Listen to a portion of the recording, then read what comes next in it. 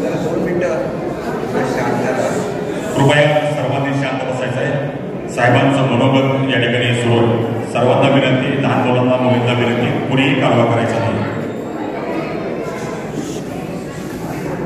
करमाळा नगर परिषदेच्या कैलासवासी नामदेवराव जगताप उर्दू शाळेत 9वी व 10वीच्या वर्गास दर्जावाढ दिल्याच्या प्रसंगी आपण आयोजित केलेल्या या समारंभाला उपस्थित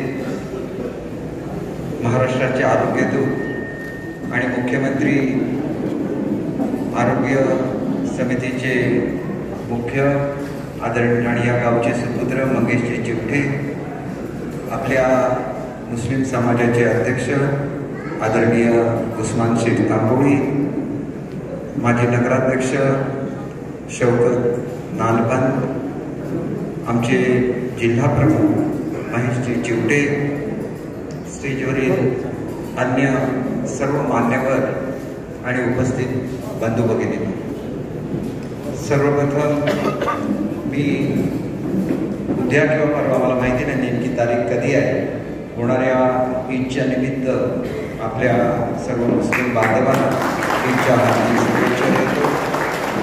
मैं सबको ईद की हार्दिक शुभकामनाएं देता हूँ, ईद मुबारक करता हूँ. और इसी के साथ महाराष्ट्र का आराध्य दैवत है, जहाँ लाखों लोग पैदल चलते हुए आते हैं, भक्ति भाव से आते हैं, उस विठोबा की आषाढ़ी एकादशी भी कल है, उसके लिए भी सबको हार्दिक शुभकामनाएं देता हूँ. आपने मुझे महाराष्ट्र के आराध्य देवत छत्रपति शिवाजी महाराज की प्रतिमा भेंट की है. छत्रपति जात पात नहीं मानते थे, उन्होंने आदर्श महाराष्ट्र को बनाया है. और मैं एक ही चीज़ आपको बोलना चाहता हूँ कि जिन बाळासाहेब ठाकरे जी के दिखाए हुए कदमों पे हम चलते हैं, उनका कहना था कि हिंदुस्तान का बंटवारा हो गया. जिनको पाकिस्तान में जाना था वो पाकिस्तान में चले गए. जो लोग हमारे साथ आ गए उन सबका मिला के हिंदुस्तान हो गया. हिंदुस्तान किसी परंपरा में जो भी अपनी धरती माँ पे प्रेम करता है उसको हम लोग हिंदू ही बोलते हैं. तो हिंदू में ये नहीं है कि ये मुसलमान है, ये सिख है, ये ईसाई है. जो हिंदुस्तान के धरती पे प्रेम करता है, उसकी इज्जत करता है, वो हर कोई हिंदू बोला करता है. इसलिए वो उनकी नफरत करते थे जो खालिस्तान जिंदाबाद बोलते हैं और इस धरती के साथ अपना नाता नहीं निभाते थे. अगर कोई हिंदुस्तान में रह के पाकिस्तान जिंदाबाद बोलता है तो उनको बाड़ा साहब उनकी तरफ का दुख था, वो किसी हिंदू मुस्लिम के तरफ नहीं था. तो आपको ये जानना चाहिए कि मैं खुद साईं बाबा का भक्त हूँ और साईं बाबा क्या कहते थे, सबका मालिक एक. तो ये जो महाराष्ट्र की परंपरा रही है, उस परंपरा को सबको निभाना है. जो लोग आपके तरफ एक वोटिंग मशीन की तरफ देखते हैं, उन्होंने समाज के लिए अगर किया होता तो आज आज़ादी के 75 साल बाद समाज की ये परिस्थिति नहीं रहती. आज हम सबको मिलके सीखना है, अपने देश को आगे चल के लेके जाना है. और इसीलिए आप देखिए कि 9 साल पहले इस देश में कितने मेडिकल कॉलेजेस थे. आज हर एक जिले में मेडिकल कॉलेज बन रहा है. ये डॉक्टर जो होता है वो किसी कौम का नहीं होता है, वो आपको नई जिंदगी देता है. मेरे 2 माने हुए मामा जो है वो मुस्लिम समाज के हैं. मैं जब तरुण था, जब यंग था, तो मुझे एक शौक था ब्लड डोनेट करने का. तो हमारे एक सहकारी आगे, उनकी सासू माँ बीमार थी, वो क्रिश्चियन थी, मैं हिंदू हूँ. मेरा जो खून है उसको चलता है. इसका मतलब एक ही है कि जो भगवान है, जो अल्लाह है, उन्होंने आपको ज़िंदगी दी है. ये ज़िंदगी आपको इसलिए दी है कि आप सबकी सेवा करें और सबका खून एक जैसे रहता है. जो लोग आपस में भिड़ाते हैं केवल इस मनीषा में कि उनको आपके वोट चाहिए, तो उनके पीछे मत जाइए. आपको ये देखना है कि हमारे राष्ट्र का हित क्या है। अगर ये बच्चियाँ 9वीं 10वीं कक्षा पढ़ती है, आगे जाके इंजीनियर बनती है, कोई स्पेस साइंटिस्ट बनता है, तो मुझे एक ही चीज़ बोलनी है कि अब्दुल कलाम जी थे जिन्होंने स्पेस में मतलब अवकाश में जाने की कला भारत को सिखाई। वो भी मुस्लिम थे, लेकिन वो राष्ट्रपति बन गए क्योंकि एक ऐसा समाज है, एक इस तरह का पक्ष है कि जो हिंदू मुस्लिमों के बारे में मतभेद नहीं करता है। जो भी अच्छा काम करेगा उसको एक अपॉर्चुनिटी मिलनी चाहिए, उसको एक संधि मिलनी चाहिए। टीचर हमारे पास रहेगा, उसको पहले करमाला भेजा जाए। मुंबई एशिया की सबसे अमीर कॉर्पोरेशन है। एशिया में मुंबई जैसा कोई भी शहर इतना बड़ा नहीं है कि जिसके पास इतनी संपत्ति है। उनको जरूरत नहीं है शिक्षक देने की, लेकिन मेरे पास 500 सरप्लस टीचर थे। मैंने सब कॉर्पोरेशन को दे दिए क्योंकि टीचर का काम पढ़ाना है, आगे चल के देश को बनाना है, और इसी नीति पे हम सबको चलना चाहिए। और इसीलिए पूरा देश एक है और हमारा संविधान है जो अपने हक की रक्षा करता है। इसीलिए मैं हमेशा एक एग्जाम्पल देता हूँ कि बंटवारा हो गया हमारे देश का। ये बंटवारा किस लिए हो गया कि कौन हिंदू है कौन मुस्लिम है, इसके हिसाब से बंटवारा हो गया। पाकिस्तान ने अपने खुद को मुस्लिम देश डिक्लेयर किया, लेकिन भारत ने नहीं किया। भारत ने बोला है कि सर्वधर्म समभाव। सर्वधर्म समभाव का अर्थ क्या होता है कि सब लोग एक हैं, और इसी नीति पे हम सबको चलना है। इसलिए आगे चल के आपके समाज में भी एक विचार आना चाहिए कि बच्चों को पढ़ाना चाहिए। अगर बच्चे पढ़ेंगे नहीं तो उनकी प्रगति नहीं होगी।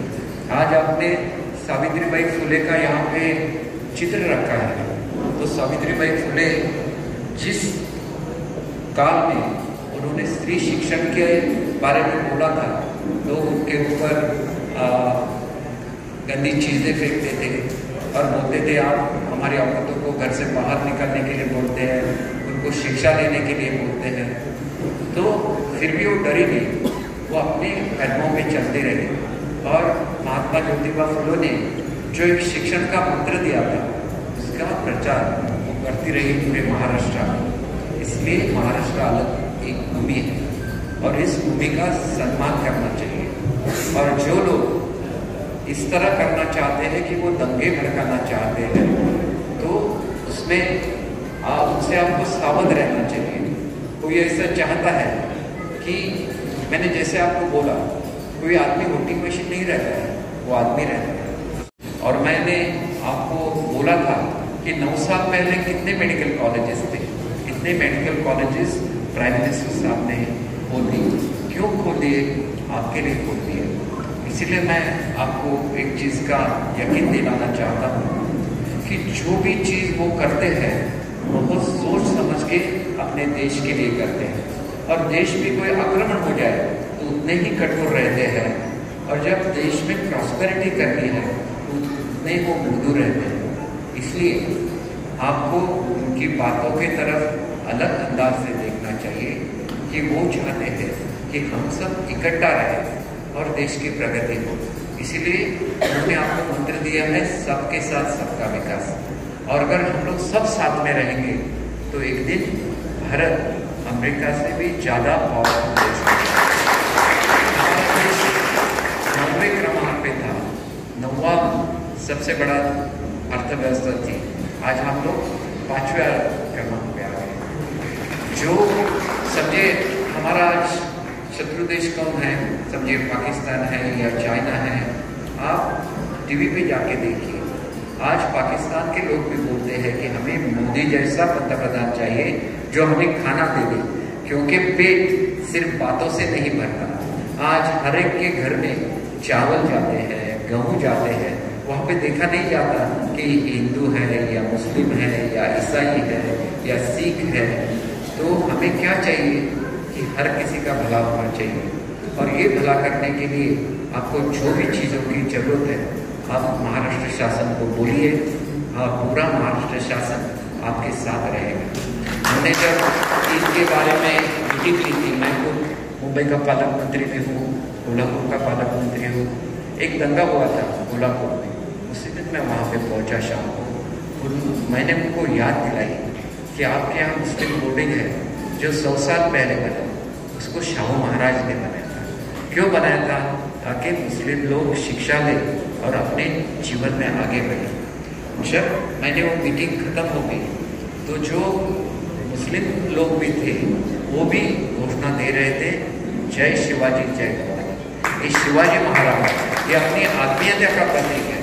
भवानी माँ किसी संप्रदाय का प्रतीक नहीं है, वो हमारे अंदर जो शूरता है, सबको एक जैसे मानने की जो प्रवृत्ति है, उसके वो प्रतीक है।